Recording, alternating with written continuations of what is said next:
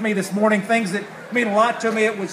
We're just standing right down the street from where one of our Atlanta natives, Martin Luther King, did so much of his preaching and speaking about who we are as a community and how we build things better when we build them together, when we remain in community with each other. And 45 years ago last month, Martin Luther King said this. He said, "I'm concerned about a better world. I'm concerned about a brotherhood. I'm concerned about truth." He said, "Darkness cannot be put out by darkness. Only light can do that. I say to you, I have also decided to stick with love, for I know that love is ultimately the only answer to mankind's problems." I say that to you because that's 45 years ago, steps from where we are today. And here we have a partnership walk where folks are applying principles even further back than when Martin Luther King preached these. I think about one of my speeches that I have read from time to time that His Highness the Aga Khan gave in Alberta, Canada. It was a graduation speech. He was speaking to young people about how it is that we have an opportunity to change the world. And he said this. He said, "A pluralistic attitude is not something with which people are born. An instinctive fear of what is different is perhaps a more common human trait. But," he said, "fear is a condition which can be transcended. And that is why teaching pluralism is such an important objective at every educational level. When people think pluralistically, there is no limit to what they can do, joining forces across a wide variety of divides, even across long distances. My conviction, however," he says, "is that today we face a clash of ignorances." We've been in partnership with AKDN, and by we, I'm a freshman congressman from the great state of Georgia, so it's really been they who've been in partnership. The State Department and AKDN, the USDA and AKDN.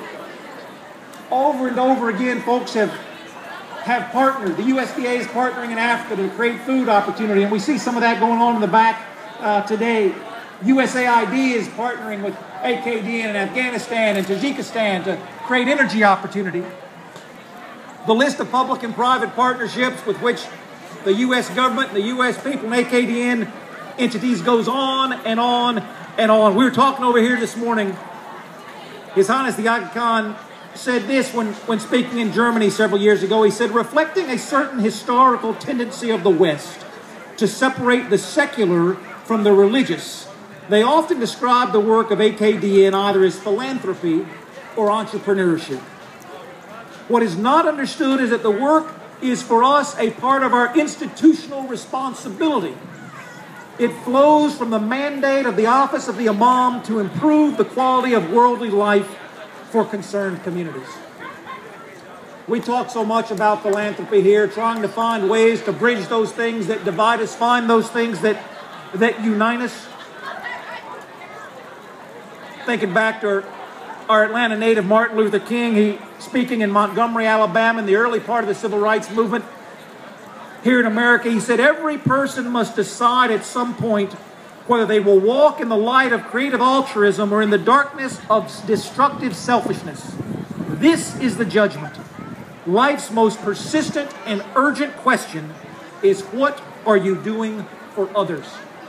I stand here today in a community that have dedicated this entire day to others, but more importantly, the entire year preparing for today, and more importantly, the entire life of a life spent serving our neighbors, trying to make those differences. His Highness the Aga Khan said something very similar. He said, "In today's community of nation, a country's standing is no longer recognized simply for what it can achieve for itself, but just as much as for what it can do for others." Candidly, that's why I was so excited to be here with you today. We talk so much in Washington, D.C. about self-serving things. To have an opportunity to come and spend a Sunday morning with folks who are talking not at all about self-serving, but talking only about what we can do for one another. I'll close with this. One of my favorite Martin Luther King quotes. He said, "A true leader is not a seeker of consensus, but a molder of consensus." The folks that I see here today are not at all concerned with what it is the world may say about our status today. folks I see here in the park today are folks who are concerned about what our world could be like tomorrow, and not tomorrow a week from tomorrow, not tomorrow a month from tomorrow, but tomorrow a generation or 2 generations or 3 generations from tomorrow. But it will not happen unless folks start doing those things today. I thank you all for those things that you do, and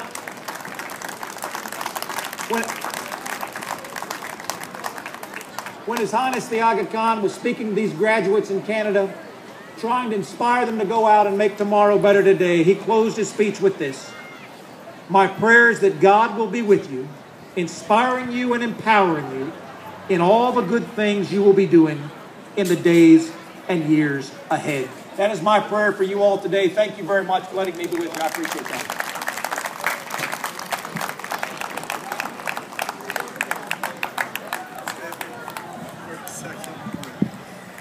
All right, once again, give it up for Congressman Rob Woodall. Very nicely done. And also, I'd like to call upon our chairman, Franz Painter, to present Congressman Rob Woodall with a token as well of our appreciation for him being out here today. So again, thank you.